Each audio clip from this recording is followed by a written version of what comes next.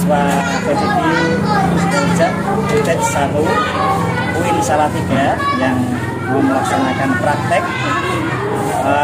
untuk uji kinerja di SD Negeri Pinggir Tengah 01.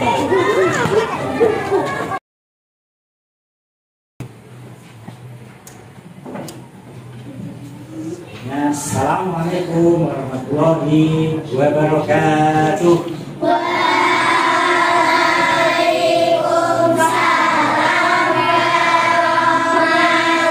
warahmatullahi wabarakatuh. Gimana kabarnya anak-anak hari ini? Baik. Semuanya sehat? Sehat. Semuanya masuk? Semuanya sehat, kelas tidak ada yang bolos. Ya, sebelum pelajaran kita mulai, mari kita berdoa terlebih. Mari kita berdoa.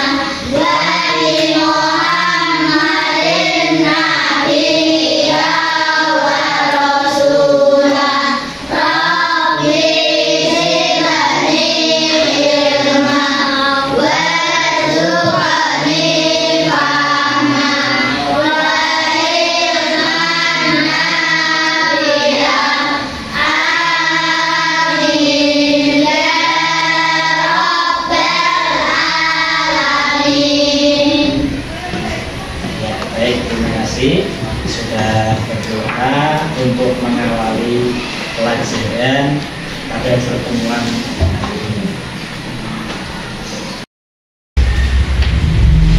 Untuk pertemuan kali ini, anak-anak nanti kita akan belajar.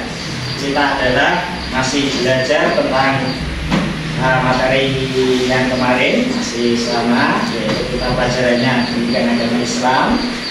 Kemudian materinya nanti adalah kita akan mempelajari kaitannya tentang surat Al-Hujurat ayat 13 ya, ayat 13. Kemudian nanti yang kita pelajari atau tujuan pembelajaran untuk hari ini, yaitu kita akan menjelaskan tentang pesan pokok surat Al-Hujurat ayat 13 dengan baik. Ya, nanti anak-anak setelah mengikuti pelajaran, kalian bisa menjelaskan tentang apa itu di surat Al-Hujurat ayat 13 itu isinya apa.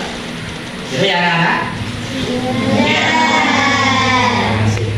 Semuanya masih semangat mengaji? Semangat. Salah satunya kamu belajar kaitannya tentang Al-Quran yang isinya nanti adalah surat Al-Hujurat ayat 13. Biasa atau di masjid, itu gambarannya kalian mengaji dengan beberapa gurunya, pakaiannya, ustadznya, ya.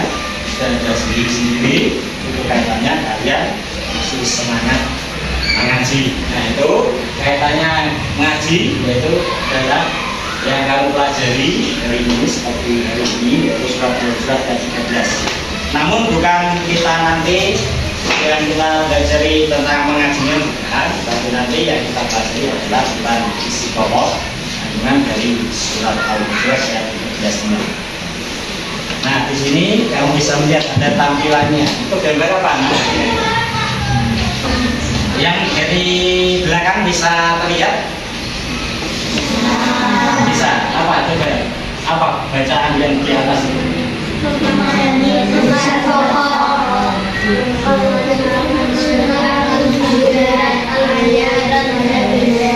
Tadi ya kurang kelihatan Bapak. Kan bisa ya. Nah, kamu nanti memahami tentang pesan pokok surat Al-Hujurat ayat 13 ya. Di situ ada gambar. Nah, di situ yang paling atas sendiri ada bapak-bapak, ibu, kemudian ada anak-anak. Di sini juga ada guru dan murid-muridnya. Kalau yang di sini ada Pak Ustadz, kemudian ada Pak Pendeta, dan di sini juga kami sama ada dari tokoh-tokoh agama. Itu kamu bisa melihat gambar itu. Kenapa kok di situ ada gambar itu? Maksudnya apa Pak? Kamu bisa memberi jawaban tentang gambar itu? Bisa. Bisa. Bisa, ya, bisa. Nah, dari gambar itu kamu bisa menghubungkan dengan surat Al-Hujurat ayat 13, yaitu manusia. Nah, di sini sudah ada. Manusia itu diciptakan dengan beraneka ragam. Contohnya, kok bisa beraneka ragam itu bagaimana orang? Yang laki-laki ada yang bagus, ada yang tidak bagus. Ada yang kulitnya hitam, ada yang kulitnya sawo matang, ada yang putih, kan? Sudah berbeda. Yang perempuan juga ada yang cantik, ada yang tidak cantik, ada yang kulitnya putih dan sawo matang, ada yang hitam. Nah, itu adalah termasuk kaitannya manusia diciptakan beraneka ragam. Contoh saja di paling atas, nah yang itu ada bapak, kemudian ada ibu yang menggendong adik kecil, kemudian ada lagi satu kakaknya. Itu adalah dalam satu keluarga. Contohnya dalam satu keluarga. Satu keluarga itu juga beragam. Contohnya, misalnya dalam satu keluarga itu belum tentu kesukaan itu sama belum. Contohnya, misalnya saya dalam satu keluarga. Misalnya Pak Tris dalam satu keluarga, Pak Tris suka nasi goreng misalnya. Tetapi untuk anak Pak Tris belum tentu suka nasi goreng. Dia sukanya malah cilok, nah misalnya kan. Sama seperti kalian di rumah. Apakah kalian dalam satu rumah sama kesukaannya? Tidak. Ya, tapi semuanya berbeda. Nah, pasti berbeda. Itu adalah termasuk suatu keragaman yang kecil saja. Contohkan di keluarga. Nah, suka bermain lompat tali? Tidak. Semuanya suka bermain apa? Asti? Tapi belum tentu semuanya itu sama juga. Pasti berbeda. Oh, saya suka voli. Ternyata teman saya suka main kasti. Oh, dia tidak suka kasti, ternyata dia suka apa namanya lompat tali itu main. Ada lagi yang apa? Zaman dulu, itu kan tradisional. Kalau sekarang mungkin sudah jarang ketemu. Sehingga kita dalam satu sekolah pun tidak semuanya suka main dalam satu nama, tetapi berbeda-beda. Ada yang lompat tali, ada yang kasti, ada yang bola voli dalam satu sekolah saja. Apakah dalam satu sekolah itu juga semuanya pintar? Ya, semuanya ada yang pintar, ada yang belum pintar, ada yang tidak pintar. Itu adalah teman di sekolah. Kemudian lagi orang lain dari mana? Pasti nanti ketemu kawan yang bukan muslim atau non muslim, pasti nanti akan ketemu. Mengapa? Karena kita hidup di Indonesia, semuanya orang tidak beragama Islam. Ya, ada yang Kristen, ya, ada yang Katolik, ada Hindu, ada Buddha, kemudian tadi ditambah aliran kepercayaan. Nanti kalau kamu sudah bergaul dengan itu, kamu juga harus bisa menerima. Tidak, oh tidak mau lah, aku orang Islam harus dengan orang Islam. Tidak. Kamu dengan temanmu, punya teman yang non Muslim atau non Islam, kamu juga harus bisa bergaul, mengikuti kegiatan mereka. itu diperbolehkan, tidak apa-apa. Yang tidak diperbolehkan itu apa? Dalam kalau kita bergaul dengan teman yang non muslim, yang tidak diperbolehkan itu kita dalam hal apa anak-anak kemarin? Ibadah. Kalau kamu ibadah tidak boleh mencampur-adukan. Seperti yang sebutkan dalam Al-Quran itu kan, yang artinya kurang lebih agamaku yo agamaku, agamamu yo agamamu. Berarti kita tidak boleh mencampur-adukan dalam hal ibadah. Kalau yang lain boleh, mau bermain boleh, mau jadi bisnis itu boleh, ya apa kayak kegiatan kemanusiaan itu. Tapi yang tidak diperbolehkan adalah tentang ibadah. Itu harus kamu satu, kamu harus qul huwallahu ahad. Tuhanmu adalah Allah, ya Allah yang kamu sembah. Kalau mereka selain Allah sebenarnya, itu terserah tidak. Berilah kesempatan mereka sesuai dengan keyakinan. Begitu ya anak-anak? Sudah paham ya? Ini apa tadi? Kalau kamu bergaul dengan teman itu harus milih-milih atau tidak harus milih-milih? Tidak harus milih-milih ya. Kamu yang sana Mas Rido apalagi bagusnya juga sangat bagus. Kalau di dunia itu ukuran penilaian siapa? Manusia. Beda kan ukurannya dengan Allah. Orang yang paling mulia bukan karena keturunan, bukan karena bagusnya, bukan karena punya rumah yang tingkat sampai 9 langit, bukan karena dia bisa ngabur, bisa terbang, bukan itu tidak ada apa-apanya dia. Yang membedakan hanya seperti yang disebutkan dalam ayat surat Al-Hujurat 13, inna akramakum indallahi atqakum, yaitu orang yang paling mulia di sisi Allah itu bukan karena bagusnya, bukan karena cantiknya, karena yang dimaksud adalah orang yang bertakwa. Takwa, tahu takwa? Ya, takwa itu kalau kita orang Islam kan sudah jelas, kita sholat, terus kita tidak maling itu apa bahasanya? Tidak baik, tidak duduk, tidak main hakim sendiri, main saya dengan asal pukul, asal tendang gitu. Ya. Nah, kamu sebagai manusia yang mulia itu adalah kamu punya takwa, yaitu kamu menjalankan perintah dan menjauhi larangan Allah Subhanahu wa Ta'ala. Kalau kamu sebagai orang Islam, kamu sholat, kamu ngaji, kamu zakat, kamu haji, kemudian kamu meninggalkan mencuri, meninggalkan itu namanya mengandangi kocone atau mukuli temannya, itu sudah masuk menjalankan perintah, menjauhi larangan Allah Subhanahu wa Ta'ala. Ada Kalimantan, ada suku ya. Itu hanya bersyukur-syukur. Kemudian untuk apa Allah Subhanahu wa Ta'ala menciptakan seperti itu? Nah, semuanya itu adalah untuk saling mengenal. Nah, dulunya kamu tidak kenal, kamu bisa kenal, karena Allah menciptakan itu bukan karena untuk saling geng-gengan. Aku punya geng sendiri, aku punya suku sendiri. Nah, kamu suku Jawa nanti bisa mengenal suku Sunda, bisa mengenal suku Jawa, suku Dayak, suku Irian. Allah menciptakan manusia seperti itu.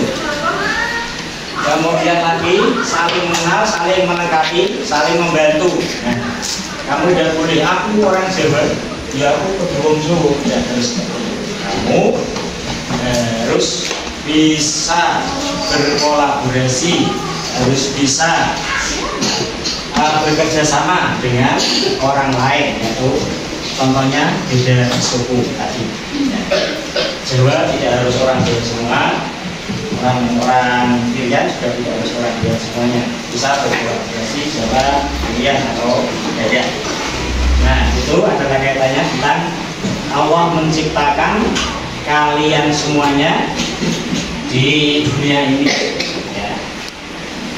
Sudah paham ya?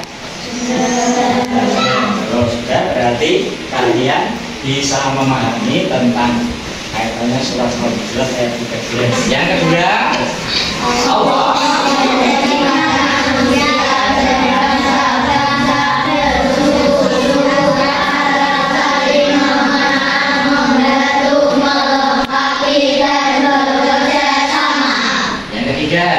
orang yang paling mulia di hadapan Allah Subhanahu wa Ta'ala, orang yang paling bertakwa. ya, itu adalah kaitannya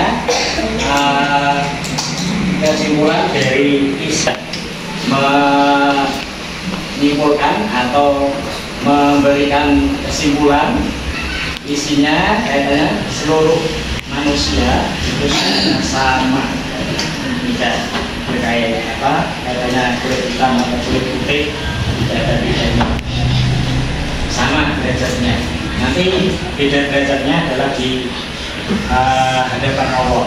Yang kedua, Allah menciptakan manusia berbangsa-bangsa, bersuku-suku. Tujuannya adalah untuk saling mengenal, membantu, kemudian lagi melengkapi, dan bekerja sama. Contohnya itu. Kemudian yang ketiga, orang yang paling mulia di hadapan Allah itu bukan karena tadi, karena sugihnya bukan, karena keturunannya bukan, tapi semuanya itu yang membedakan adalah karena ketakwaannya.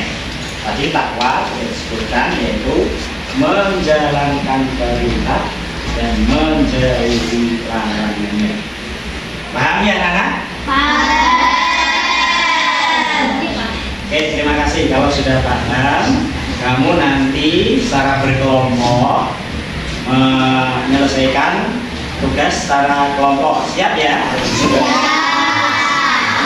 Nah, kemudian tugasmu adalah nanti bekerja sama satu kelompok menyimpulkan atau menyelesaikan masalah yang ada di sini. Nanti secara 1, 2, 3, 4, 5.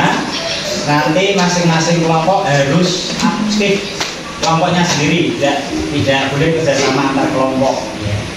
Kelompok 1, 2, 3 misalnya, itu harus aktif dalam satu kelompoknya masing-masing. Paham ya anak?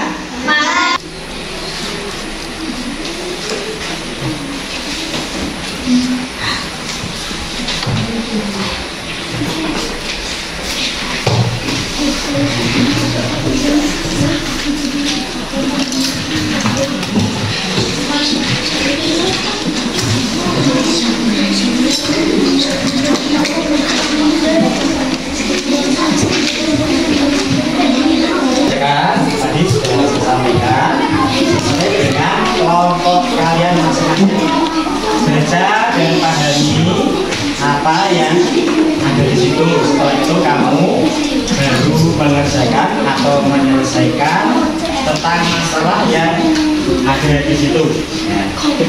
Sebelumnya silakan kamu tulis nama personil kelompokmu masing-masing. Jadi kalau orang itu kamu tulis, kemudian kelompok berapa, 1, kemudian kelompok 4. Silakan, yuk silakan dikerjakan dengan tertib, dengan santai, pahami, baru tuliskan di lembar.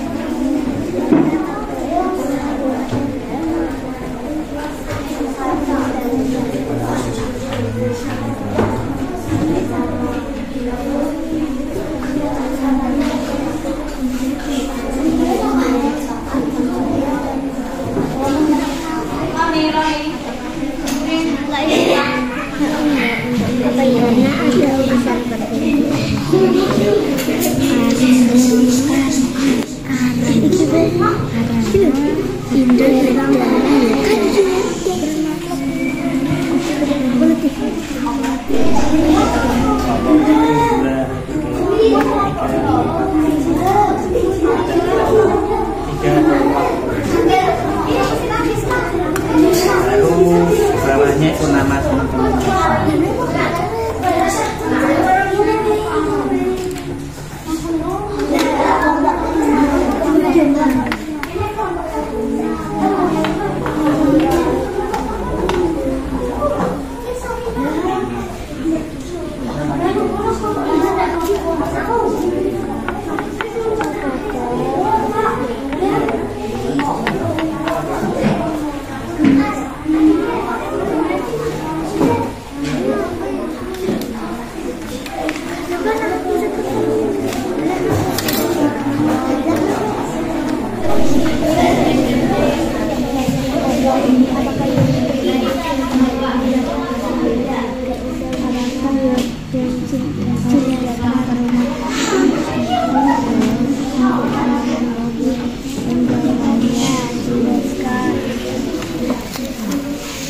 Saya datang ke rumah Yordan bermaksud memperkenalkan diri dan mengundang Yordan untuk makan malam. Sudah selesai anak-anak? Baik, terima kasih. Itu adalah suatu permasalahan yang sudah kami pecahkan bersama kelompokmu masing-masing. Hasilnya juga hasil kelompok. Tidak perlu itu kamu aku paling berpikir tidak usah. Itu hasilnya hasil ke kelompok. Oke, kalau sudah nanti dikumpulkan dan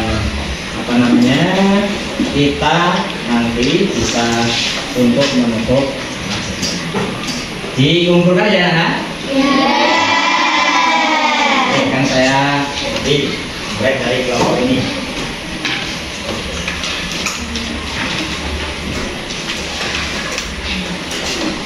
Ini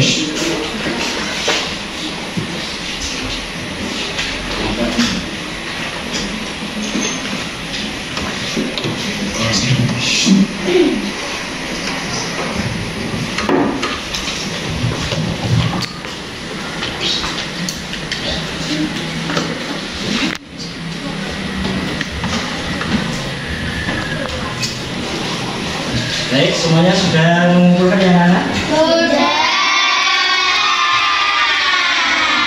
Baik, terima kasih.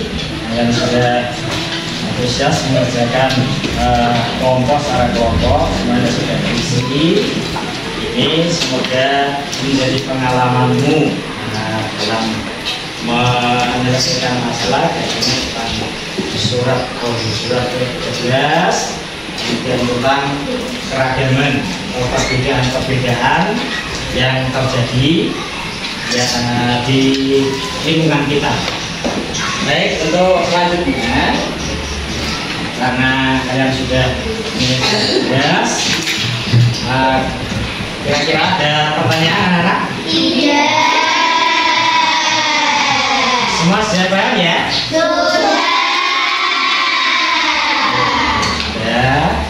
Jadi kita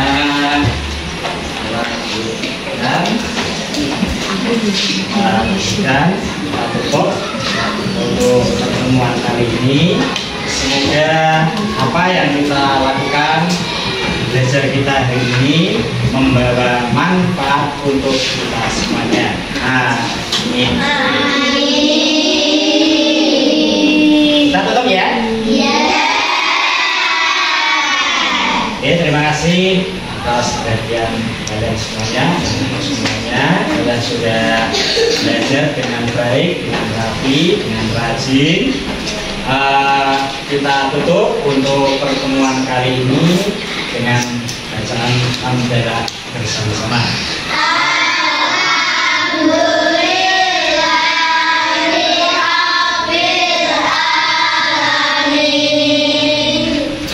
Assalamualaikum warahmatullahi wabarakatuh.